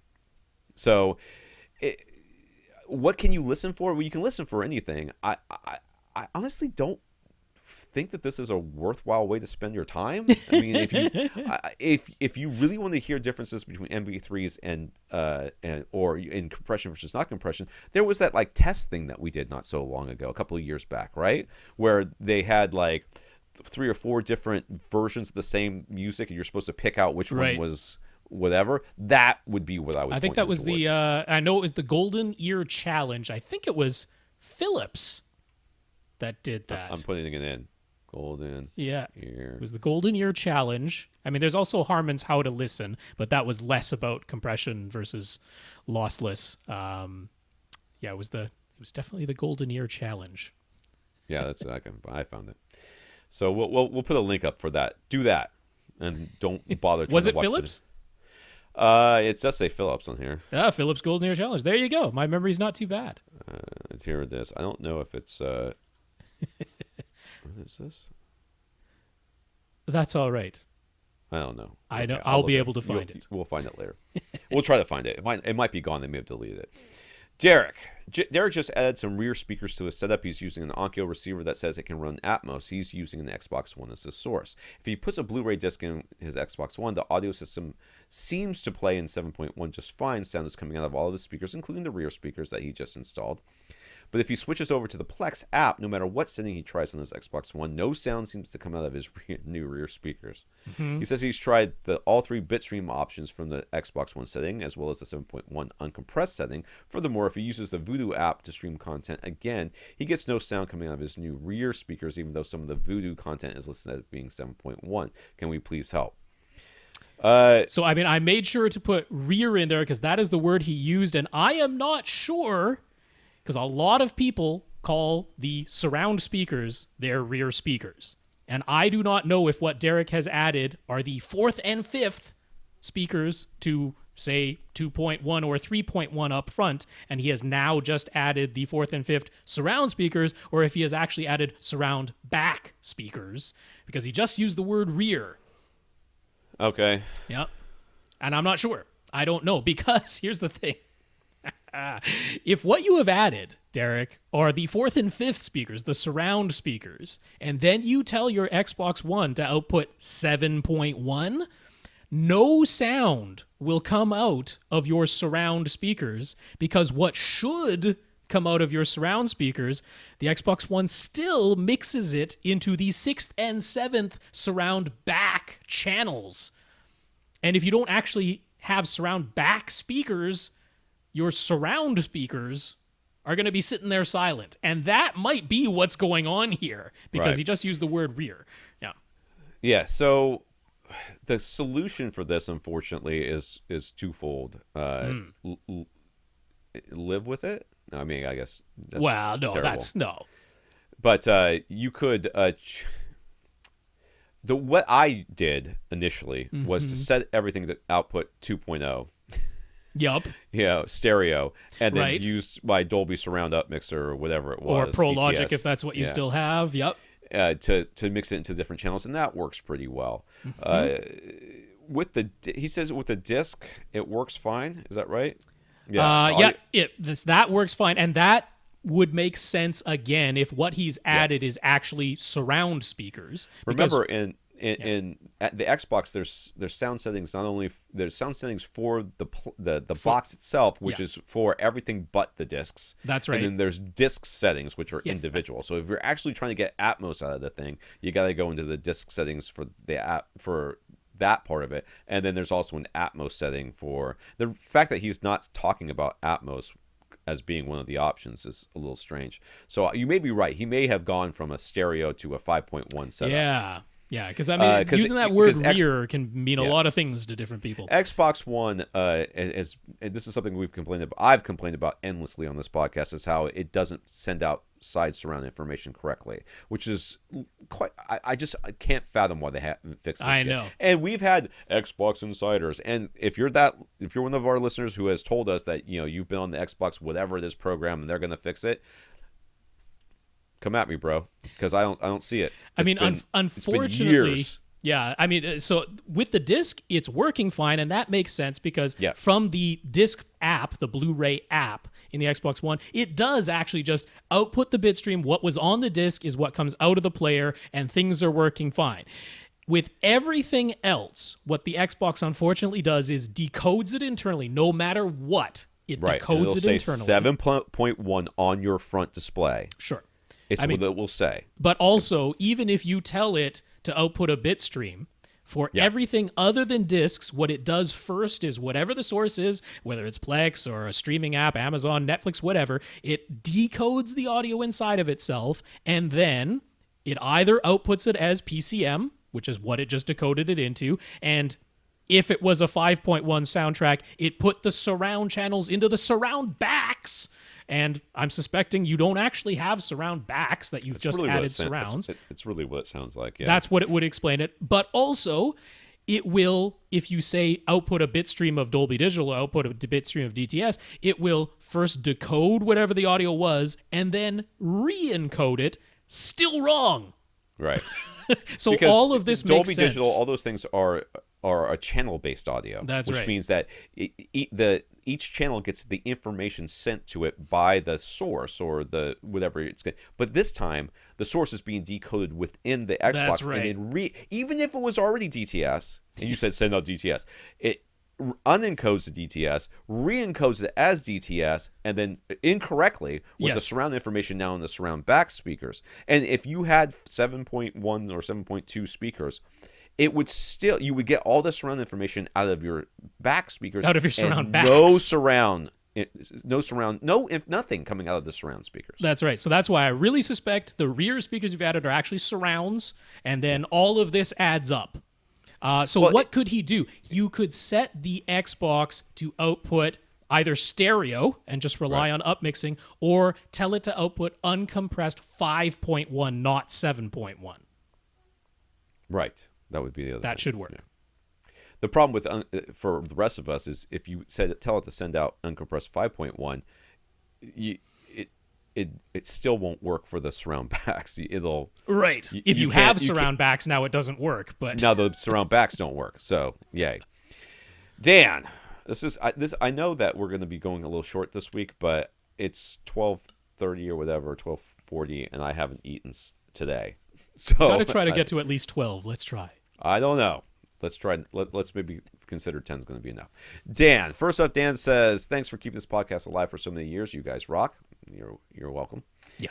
Dan basically wants us to try to and objectively sell the whole CD quality. We've already done this. CD quality 16-bit 44.1 kilohertz versus higher than CD quality 24-bit 96 kilohertz or more thing.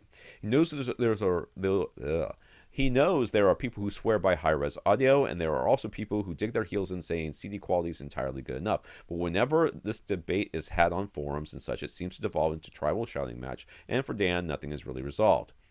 Dan, I will resolve it for you right now, okay? Everything you can hear, every sound that can be made in nature by a thing, including a speaker or a computer, can be reproduced identically by a sound container within, or a sound contained within a CD quality 44 kilohertz 16-bit. Right. That the human ear can hear. Everything. Anything above or below, any container that's bigger than that is like taking your present and putting it in a bigger box to make it more difficult to unwrap.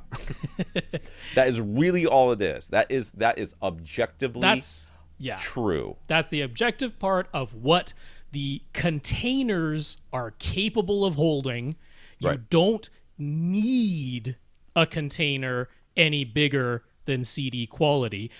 But that doesn't mean that what you actually receive from something that you purchase or stream or download is maximizing what the CD container is capable of doing. So this question is really long. Let me finish reading it real quick so that we can go through it. But that is the objective answer. The objective answer is, people are like, oh, but this is better and this one's better and it has blah. No, anything that is bigger than the CD quality container is just a bigger box containing the same information. It doesn't help the information have any more fidelity. It just makes it bigger. All right. So if 1644.1 is really as good as audio ever needs to be, why did audio companies even start making and releasing things like 2496 and higher? Money. When did Sony develop SACD? Oh, I guess that should be why. Sorry. Why did Sony develop SACDs if there's really truly no benefit whatsoever? And now that huge amounts of storage are cheap, why compress audio even a little bit? Isn't it best to have it as pure and as close to the studio master as possible? Do we turn our noses up at the claims of higher than CD quality just because it has become synonymous with being an audiophile format? Well, thanks for the little jab there. Whatever, dude. Come at me. Which itself is sort of thrown around as an insult by some people. What's the real deal without bringing emotion or ego into it? Well, you brought emotion into it. But the reality is, like I said, the reason why they came up with higher than CD quality, there was a reason for it, and it's on the mixing side. Okay, it's on the editing side. It's actually on the capture side. The initial recording of it into a digital format side is where it can be beneficial in a very real way. And Rob will go into all that. But in the end, all you can hear, everything that you can hear is within a 16-bit 44.1 kilohertz container. It can be contained within that. Now, if you take a terrible recording, a terrible mix, and you put it into that container, and then you take that file and you upmix it with using a computer to 2496 or whatever you want to change it into, 48 128 or whatever, whatever it is, you will still end up with a terrible recording. It will sound exactly the same. It'll just be in a bigger box. It is the same terrible present given to you by the same terrible aunt. It is still terrible. But a well-recorded, well-mixed recording, well-mastered. Properly mastered, properly encoded, yes. With good, great dynamic range, careful attention to detail when they were capturing everything and encoding it. That's going to sound great, and it's not going to sound any better by having it in a bigger box. Yeah, so the confusion, Dan, for you and everybody else who continues to debate this topic is the inability of many people to separate the container as what is this container capable of holding from the experience of I bought this thing and it sounds better and attributing that to the container that it came in. Right. Versus what is actually sounding better here, because unquestionably there are 2496 or 36384 or whatever the numbers are releases that do in fact sound better than the CD release. I do not dispute that whatsoever. Yeah. There are SACD versions that are only in stereo. I mean, one of the reasons SACD and DVD audio came out was because they attempted multi-channel audio, which you can't do on a CD. CD is limited to 2 channels, so that's one part of it. But the higher sampling rate, higher bit depth side of things, like one of the reasons that is there is because they're attempting to sell some new format and they have to say this is better than CD quality. The same reason why we're getting 8K right now, dude. Sure. The same reason we have 4K. No one needs 4K. But I've been saying it for how many years? It's not because I'm a videophile. It's not because I'm an audiophile. It's because you can't see the difference between it. Right. You're not sitting close enough. None of you are. And I'm not either. Unquestionably, there are CD releases that are only in 2 channel that do sound better than the CD version. But unfortunately, people take that experience and attribute that better sound to it being this SACD format or it being 9624. And it's the inability of a lot of people to separate why does this thing sound better. Those same people are buying basically up-converted CD mixes very often that have been up-converted to 9624 and sold online and touting how much better it sounds not because it sounds better, because they're listening more and because of what's between their ears. And it's you know what? It's psychology. It's fine, but it's just it's not physically different. But it doesn't mean so here's the other side of it. You go out and buy 10 CDs, and then you go out and buy 10 versions of that same album, but on the FLAC release, the 9624 FLAC release, or the SACD version, or the DVD audio version, or whatever it is. And 8 out of those 10 releases sound better on the 9624 FLAC, or on the SACD, or on the DVD audio. And that is not in a technical way, not in an objective way, not in a what is capable way, but it is a real enough reason to say, well, if I'm gonna buy something, if I want the highest quality, maybe I'll go for the 2496 FLAC, because more often than not, they put a better master into the 2496 release. You have to be aware that if one of these things sounds better, it's because they are different masters, or something went wrong in the encoding process. There are cases where the CD sounds better than the SACD. There's the rare, Metallica album where the Rock Band happens. release sounded better. The music had more dynamic range on That's Rock right. Band than it did in the video on the game CD, than it did on the CD. On the CD so, release. There is this inability of some people to separate what is the container capable of holding versus what do I get when I buy these things. And it's fair enough to say more often than not the 2496 kilohertz release sounds better, but that's because they released a different master in that format, which has more dynamic range, and it's or whatever it is. perfectly possible, and it's happened to me before, where I've reviewed SACDs that there was CD on one side and SACD on the other, and I listened to both sides. I'm like, they sound exactly the same, and then the comments come rolling in. How could I even trust this reviewer if he can't hear the difference between SACD and CD? But they put the same master on both, and as a result, they sound the same. Exactly the same. So to put the thing to bed for you, Dan, CD 16-bit 44.1 kilohertz is capable of holding everything that your human ears can detect. There is no reason why we need any container larger than that. But it doesn't mean that the music labels are always putting their best into that container. And in fact, very, very often, they are not putting their best into that container. They are purposefully Maybe not very often, but yeah. Oh, very often. They are purposefully putting a dynamic range compressed, poorly encoded version into the CD release and only reserving the good version for the 9624 FLAC or the SACD. There is no technical reason why they need to do that. There is a marketing and monetary reason for them to do that. So, yeah, I think that's that.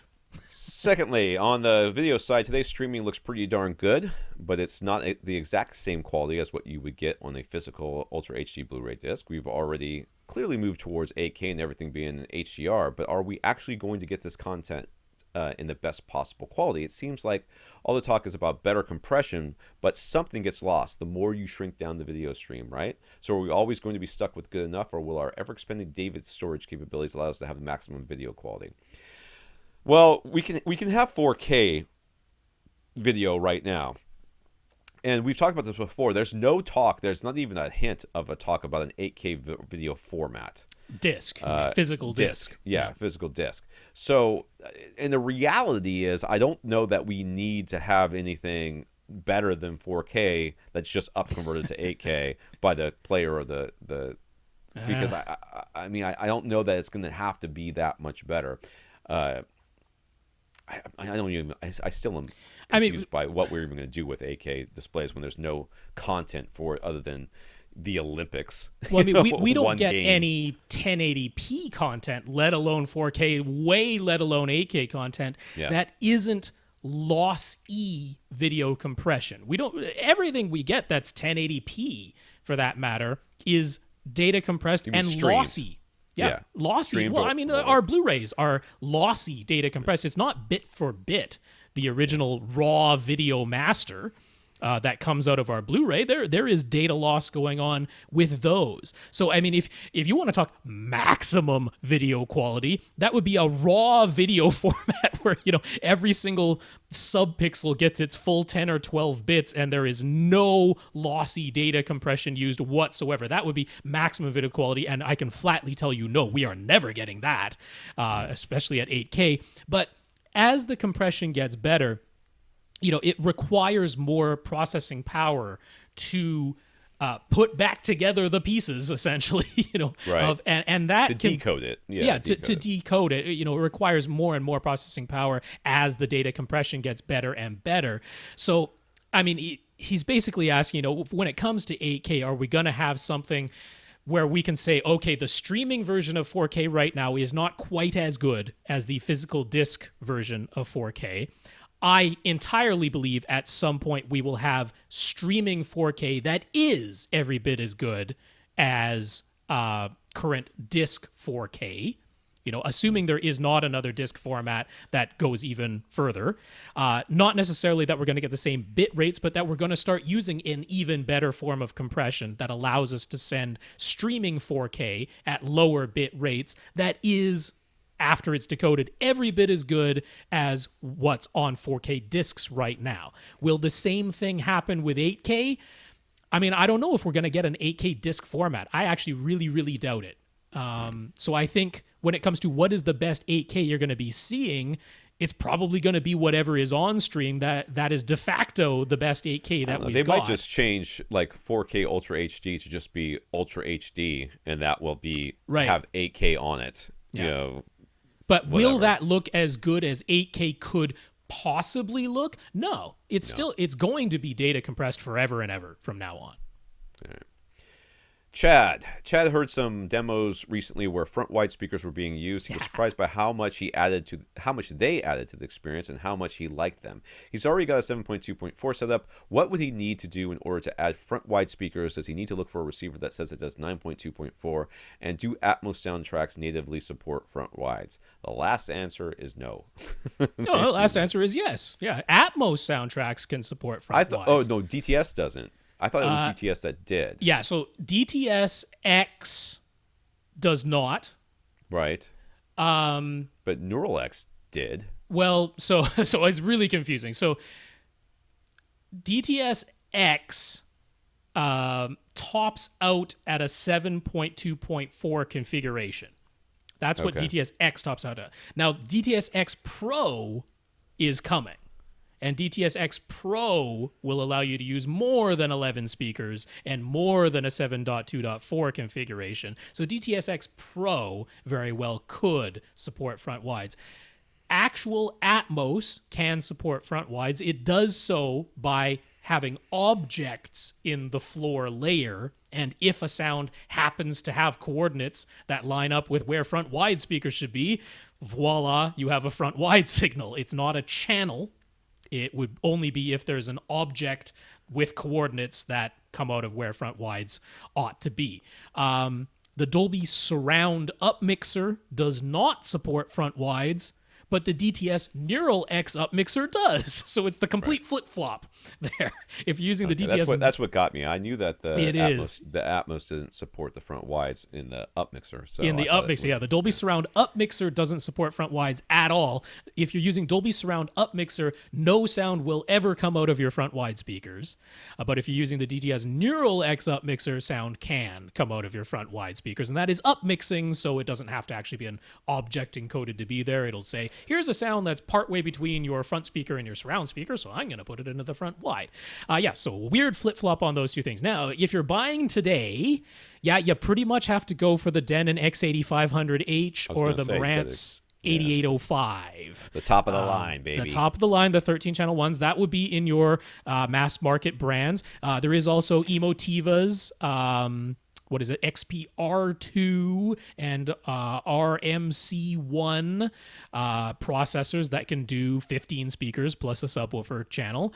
And there is Monoprice's supposedly soon to be released HTP1, which isn't out today as we're recording this, so we'll see if that actually hits the market. But that can also do 15 speakers, including front wides. Those are your options there. You could alternatively go back in time to old models that supported front wides. That would be the only other way to get them added to your system. But they don't support overhead speakers, so. Yes, that's right. Yeah. So he's got a door on one of his side walls. It's 4.5 feet from his front wall. So if he installs front wide speakers, they'd either have to go in front of or behind that door position. Would that be too far forward or too far back? Front wide should go basically where your first reflection point, like in the line of the first reflection point. Yeah. It's sort of, if you think about it that way. So go along your wall, and then like with a mirror, and then sit, have somebody go, like in line with your front speakers, place the mirror on the wall, and then slide it across the wall towards the speaker as you sit in your main seat. And then when you can see the speaker, that's where it is. So, anywhere in that line towards you from the wall. So, right. Yeah. It doesn't have to be on the wall. It could be, in from the wall if need be. Yeah, it could be. Or you could just put like a couple little pieces of tape on the ground and say, this is where the speaker's supposed to be. And then when the door is closed, you put it there. And when the door is open, you move it out of the way. Yeah, So, I mean, the fact is, without knowing the full dimensions of your room and where your front speakers are in relation to where your main listening position is, I can't tell you for sure if where that door is exactly where your first reflection on that side wall would be. Unknown. But... yeah, so let's see, 4.5 feet from the front wall. I mean, if you've probably behind the door, I would think. It depends on where his speakers are, though. I mean, his room could be 22 feet long. That's right. You might be sitting 15 feet away from your speakers, at which point, having the front wide speaker closer to you than the door would be totally fine. So it all depends on your room size, how far away you are from your front speakers, how far away you are from your side walls. But Tom is right. You find where the first reflection point would be. So on your left wall, where can you see? You're sitting in your main listening position. Somebody's holding a mirror on your left wall. Where can you see your front left speaker? Yeah. That's your first reflection point for that. On the other side, on the right wall, where can you see your front right speaker? And that's where your front wide should go. So he's got a 75-inch Samsung 1080p TV. He keeps feeling like he should upgrade to 4K, but he really wants an even larger screen size, most likely 85 inches. He's been patiently waiting for prices to come down. But now it seems like HDMI 2.1 is just about ready. If he buys an 85-inch TV in the very near future, it would be like a 2019 or 2018 model, and none of them have HDMI 2.1. So should he continue to wait, he's not in any huge rush. I mean, if you're not in any huge rush, prices aren't going to get any higher. So, yeah, that's true. There's I that. mean, with a 4K TV, you really don't need full bandwidth HDMI 2.1 unless you really think 4K at 120 hertz is going to be a thing. I mean, none of your video sources are going to be doing that, so it would strictly be a gaming possibility and probably only a PC gaming possibility at that. I don't really buy that. You know what? The PS5 and the Xbox, whatever Scarlet ends up being called, will probably have a 120 hertz output mode, but there's no way it's actually rendering 120 unique frames. There's no way those systems are going to be rendering 120. They'll be doing some frame doubling or something. You'll know if they do because you'll hear the squeal of the fan as it's trying to cool the thing off. So, yeah, I mean, I don't think you really need full bandwidth HDMI 2.1 for a 4K display. The only thing that might use that is 120 hertz. So even if you're a gamer and you want the variable refresh rate and that, you can get that already. You know, the Samsungs already have that. I mean, Samsung's kind of the only one who has that at that. You know, LG has it as well on their OLEDs, but they don't have an 85-inch one that you'd be able to afford. So, yeah. Are you a super duper gamer? I mean, ultimately, that's it. If you're not a super duper gamer, there's no real reason to wait. Except for prices to keep coming down. Except for prices to keep going down. Yeah. Just keep my eye open for a deal. Sure. Like a good deal. A deal that you're like, this is too good to pass up. A deal that you think a year from now, the prices won't be lower than that. That sort of deal. All right, that's going to be it. Who else we got, Rob? We have a whole bunch. Adam M., Infinite Gary, of course, Andy M., Tom K., Damian D., Adam G., Andrew L., and Ted M., and Bastian from Germany. All right. If you want to get your question answered on this podcast, all you have to do is ask. You ask by emailing us at question@avrant.com. We want to thank our 88 patrons, including James from the UK, for supporting us on patreon.com, as well as Byron for talking us up to SVS and Kev, and David and Francis for reminding me to double check the audio this week. That's right. Byron, congrats on those purchases. Thanks for talking us up to SVS and Kev. David and Francis, thanks for the heads up there. And patreon.com/AVRant podcast if you would like to sign up for an automatic monthly donation. Thanks very much to our 88 patrons, including James. Hope you're doing well in the UK over there. Yep. For AVRant, I'm Tom Mandry. And I'm Rob H. Now go out and listen to something.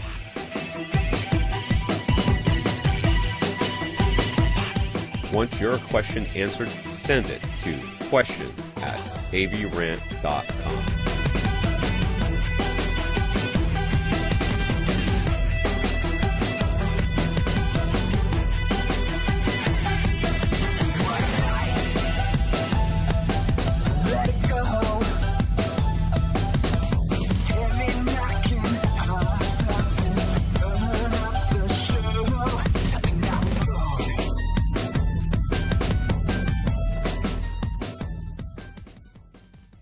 This is AVRant. Now go out and listen to something.